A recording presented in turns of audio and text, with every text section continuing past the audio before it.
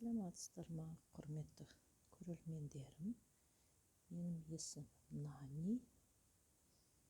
Мен қолөнерім ол келіндерге көрпеше және сырға салатын сәукеле қобдишасы. Мінекей, осымен айналысамын. Осының ішіне сырға саламыз келіндерімізге. Көрпешеге отырғызамыз. Осындай қолөнермен айналысамын. Кімге ұнайды, сіздерден қолдау сұраймын. Лайк басып, мені қолдаңыздар. Көрпеше тек қана төртбұрышты емес, дөңгелегі де болады, сопағы да болады.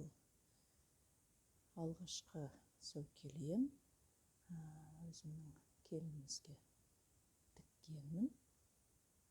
Осындай болып шықты. Қолдау сұраймын сіздерден.